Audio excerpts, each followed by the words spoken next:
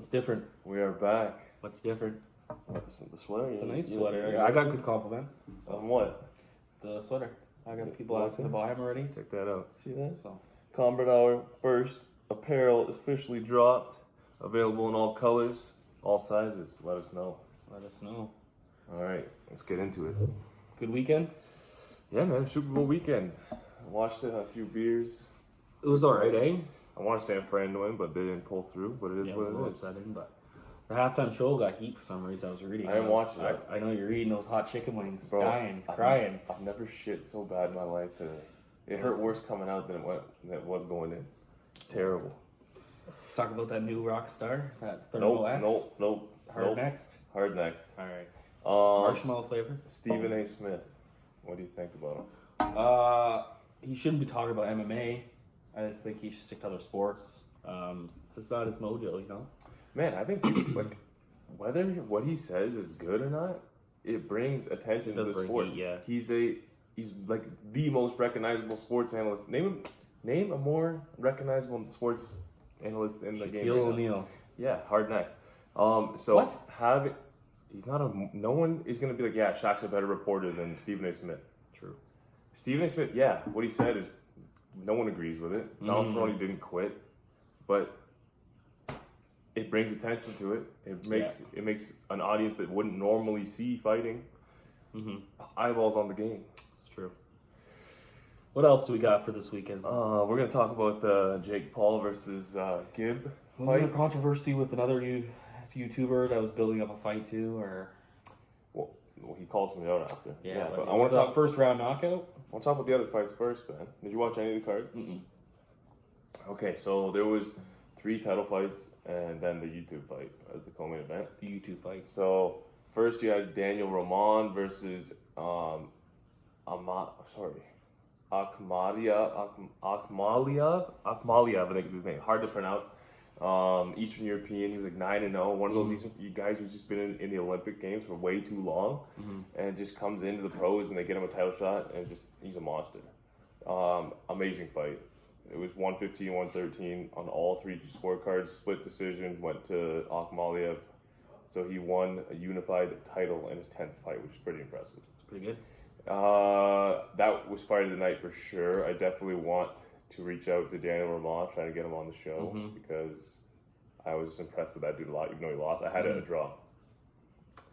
Then we moved on to Tevin Farmer versus Jojo Diaz. Did you watch the fight? It was close. No, it wasn't close at all. He lost every round. I had him win 3. Dude, it was terrible. But there was something wrong with it. Did you not watch the fight? He kept looking up at the clock, blinking his eyes. Like, they took him to the hospital after the fight because they thought he had a brain injury. Oh, wow. So I know he got let out of the hospital, but I mean, there's something wrong with him. Yeah. I don't think he should fight for a while. He needs to get medically cleared, figure out what's going on, because there's something going on with him. I've never seen him act like that. He was a good champion, though. Yeah, but why was he not? Well, there he'll. Well, yeah, You don't know. I think his corner should have stopped the fight before, like earlier. They kept saying, "Are you good? Are you good?" And you could just tell in the corner you didn't even want to be there. There's something off. So at least he went 12 rounds. Shows his heart. Ridiculous. So we got a new champion, Jojo Diaz, and then the co-main event. The hard next. YouTube, the little brother of Logan Paul. Who, in my opinion, is the better fighter? You and Jake better? Yeah. It's hard to tell because you got to remember at least Logan was fighting like someone that was there to win. Like Jake was fighting a human McNugget. Yeah. Dude's 5'8" fighting cruiserweight. What are we doing? Like what is that? Like, are we taking this seriously? Clearly not. That dude should be fighting at 147 pounds. Well, I weigh 200 almost, and I'd be cruiserweight probably. No, I'd be welter. That was a huge change. Wow, you I'm drastically just dropped 50 I'm pounds. thinking about boxing or MMA welter, like 170. Sorry. So point being, he shouldn't be 190 pounds. No. At 5'8". Thicker than a snicker. Jake Paul didn't look terrible though. No. He threw some good shots, knocked him down 2 or 3 times, and then the most entertaining part of the fight, he calls out KSI after. KSI jumps in the ring. Yeah. He wants to avenge his brother's loss. They want to do it in England. Obviously, Jake wants to do it in Vegas or LA, but I mean, it'll happen for a pay-per-view, I guarantee it. This whole YouTube thing though, like, how far are we gonna take this? Like, it was cool once, like the KSI Logan Paul fight. I was down. They sold me. I was drinking the Kool-Aid, but I couldn't get down for this one, especially when they build such a good card around it, and then they just have that. So like, You're literally, the talent is like going up every fight. Like, wow, these are great fights, great fights, great. When we go way down, and then we come way back up again for the main event. I don't know. I'm not a fan. If you're gonna do YouTube, I think all YouTube cards. Or have them start the card. That works too. So. Or maybe put them in the WWE. Have a real fight with these YouTube guys as a main event or something at Royal Rumble. Mm-hmm. I'm down for that, but not this professional boxing. It's not professional boxing. No. There's guys in the streets that would knock me out. It's not professional boxing. That's true. Main event time. Demetrius Andre took on Luke Keeler. Another from can. Ireland. We knew what was going to happen, but he got the stoppage. Mm-hmm. So what is the thing that he's been missing all this time? He got the title. He's got the undefeated record. He's got the look. He talks. But he's been boring. So people know that he's not bringing in the money because people But he stopped someone who he should stop. For sure. But did you watch the fight? No. Okay, so I don't like Andrade at all. So, if And you it was watch on the fight, Thursday. you would know. Here's the thing. He is a champion. He got the belt thinking, okay, I'm the champion now. Everyone's going to fight me. The Canelos, the Billy Joe Saunders, the Triple Gs are going to come fight me because I have a belt now, right? But your name is more important in boxing. They still avoided him, so because he's not marketable. Mm-hmm. So what do you do to become marketable? You knock people out. Mm-hmm. He went and fought completely different than he usually does. He fights very technically, back off the jabs, slips, counter rights. No, he came forward throwing wild haymakers. Like the shot he dropped him with in the second round, some crazy overhand left. You would never see him do something like that. He always is fighting defensive first. He was just coming for the kill. So, did he look his best? No. If you know the sport, you know he didn't look his best. But as a casual person watching that fight, because they were probably watching for the YouTube fight, like, wow, who is this guy? He's entertaining. Mm-hmm. So that will bring money, and that will bring viewers, and that will get him a big fight. Please. He did a better showing on the YouTube card than Billy Joe. Exactly. That's what I'm saying. So, yeah. That is pretty much it for that card.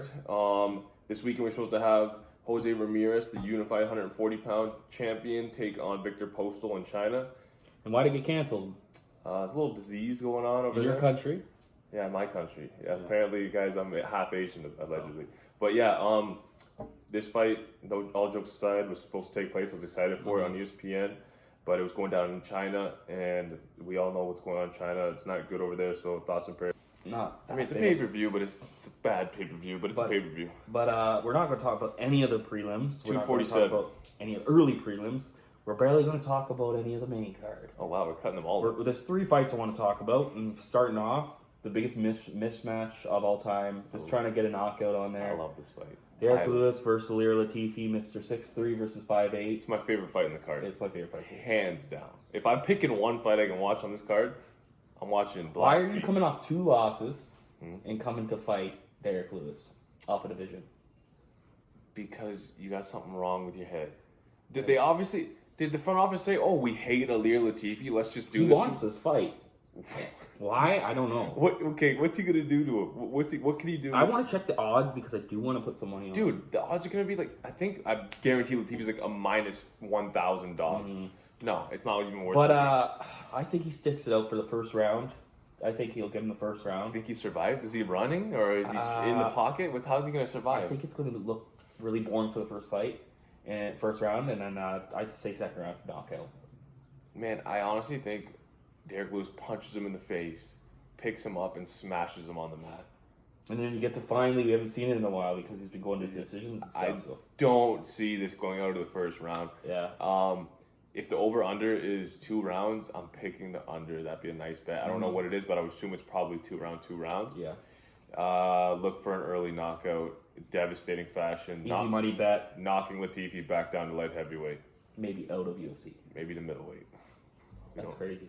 But the co-main is actually the fight I'm most excited for. The Bullet, Shevchenko. Who's she taking on? She's taking on my girl. Give us a like. Did she? Caitlin Chugacan. And surprisingly, I do have the blonde fighter on Twitter. That's her name. Okay. I do have Chugacan winning. I'm really impressed with her. She's a live dog. She's definitely not there to lose. She's coming to win. Explaining why I think she has a really big chance. I do say she wins a decision. Maybe split decision. Okay. I think she takes it because this is the tallest fighter she's ever fought. Valentina. Yes, yeah. Valentina has the last fight she didn't look that good on. Let's be honest. I guess she won every round. But Carmouche, whatever. Now in Bellator.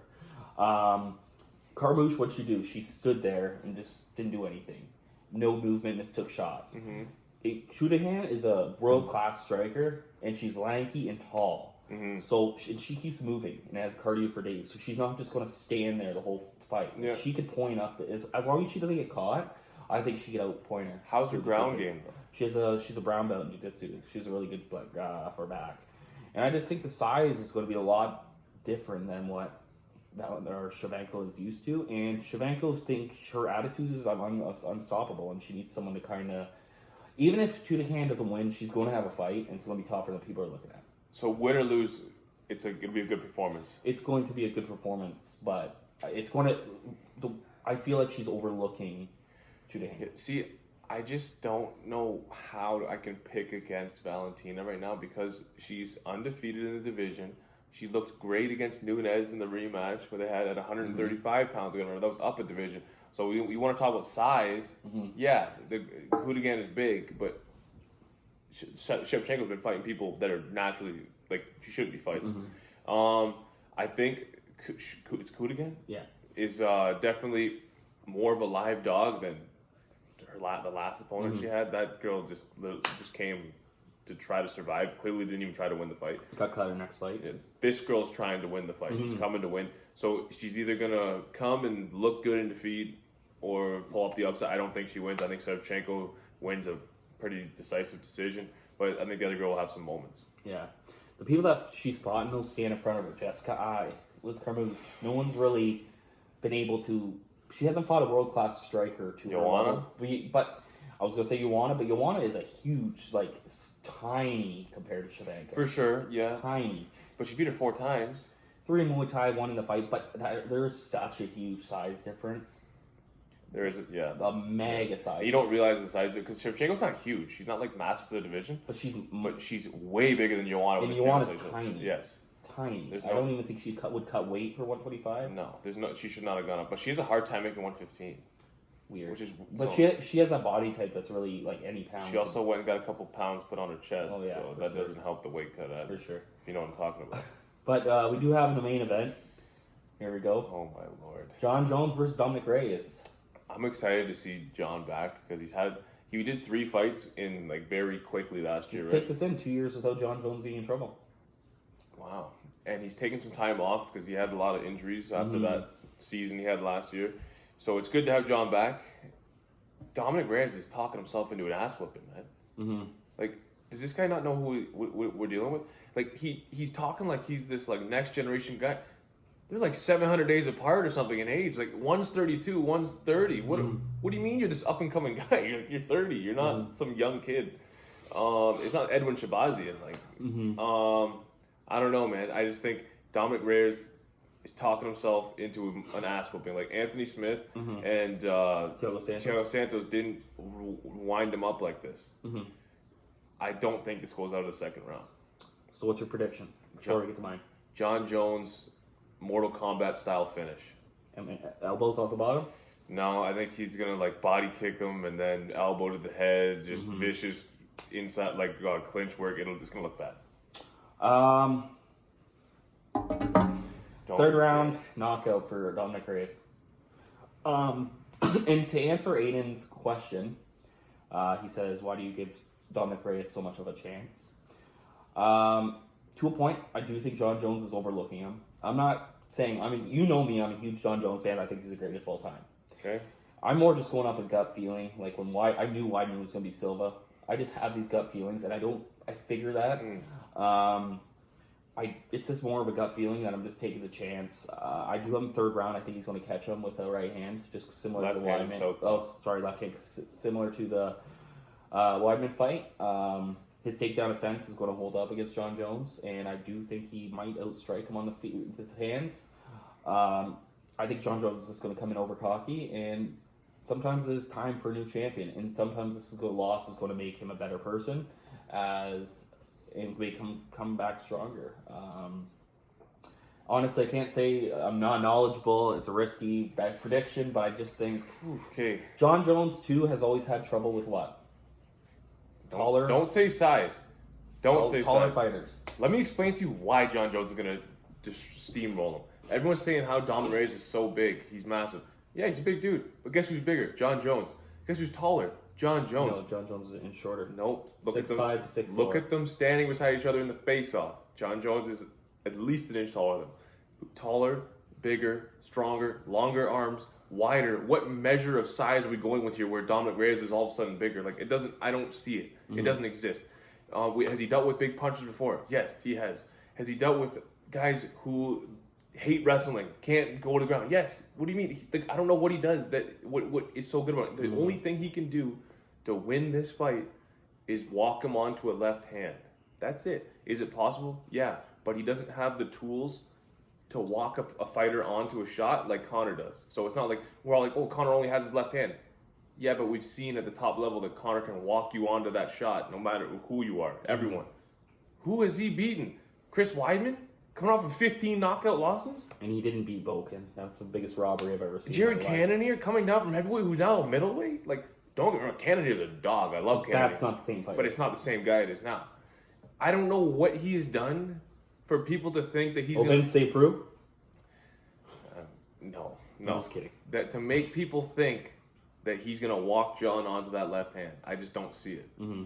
It's a great shot. If it lands, it's over. If he lands that shot, John gets knocked out. And John's got a hell of a chin, but that left hand is powerful. I just don't see how he delivers it. Mm-hmm.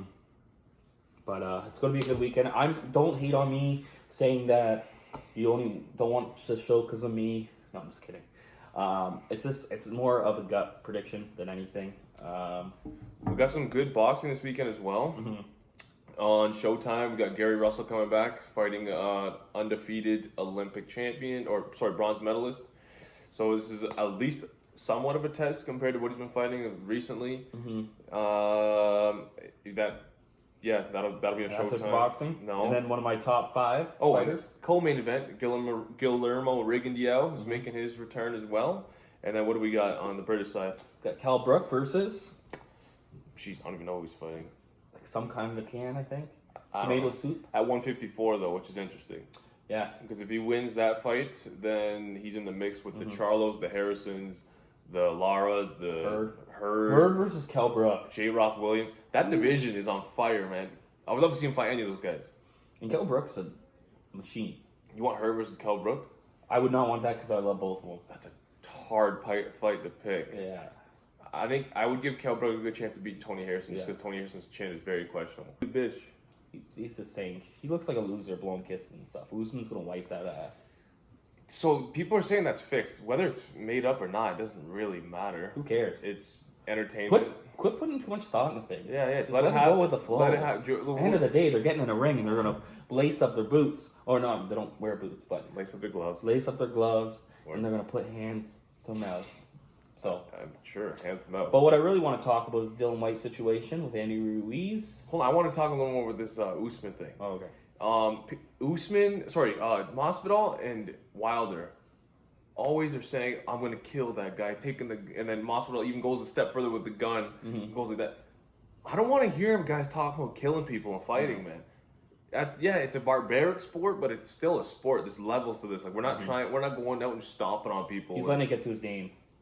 He's acting a little bit reckless. Like talking about killing people makes me uncomfortable. I don't like it. Yeah. I just want to get that out there. That's a great fight. If it gets made, amazing. All the power to the UFC for doing it. I still wanted the Conor versus George fight, but this is still amazing. I really want Jorge versus Kobe, but makes sense. That will happen either way because Jorge loses. Kobe will probably be back by that time. So what do you got? But I do want to talk about the Dylan White situation. Yeah. Calling fat ass and all this stuff. Ruiz. Man, no one wants to fight Dylan White. You think? Because think about this. You go from making $6 and $15 million fighting Joshua to fighting a guy who's almost as good, who wants it probably more than Joshua because he hasn't been there before, and you're gonna get paid $800, a sixth. Yeah, maybe $1 million. $1 million. The guy loves his tacos. He needs more money, but he will never get them again. Ruiz. Yeah.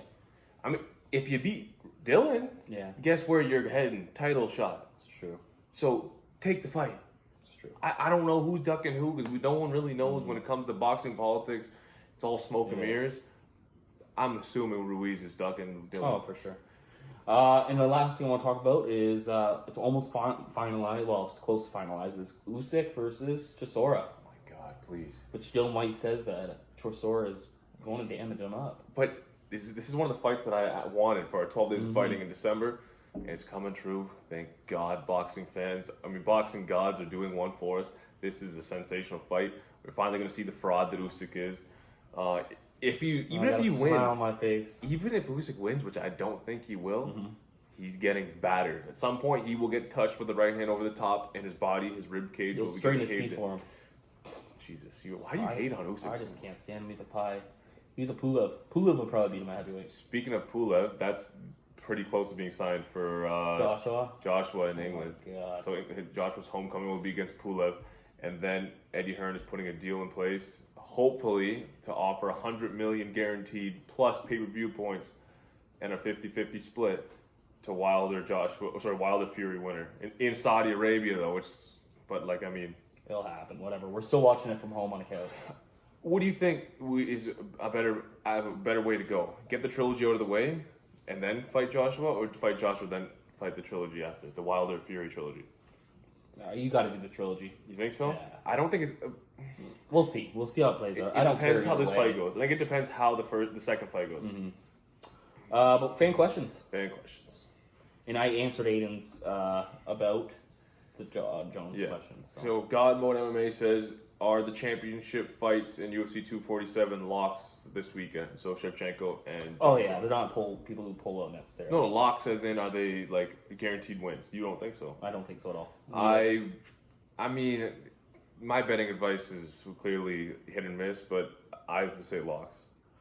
Who will lose... Sorry, Uncle Chael. Who will lose their first and last? So who's going to lose first and who's the last one to lose?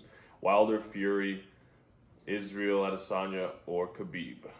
I would say the first is going to be...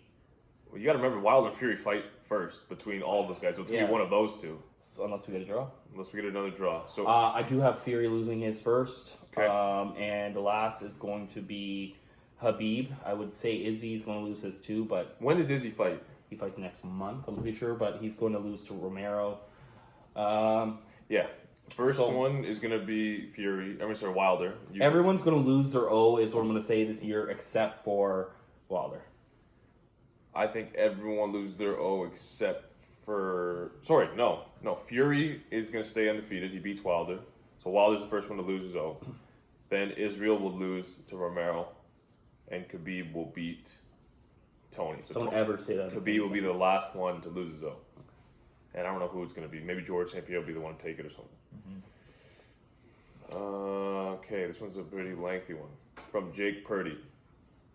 So everyone is hyped for Tony and Khabib, rightfully so. But what not a lot of people are paying attention to is this fight happens, one of them will lose and one of them will win. People are so excited, it's really unclear. It's all like fuzzy. It may finally happen. People are forgetting just how big the aftermath will be from this fight. Win or lose, what do you guys think is next for each of them? For example, what's next for Tony if he wins, and what's next if he loses, and same for Khabib? Either way, Tony loses, he's still going to be ranked number one contender, so he will still fight again. Khabib, you don't know if he's going to retire unless he gets that GSP fight.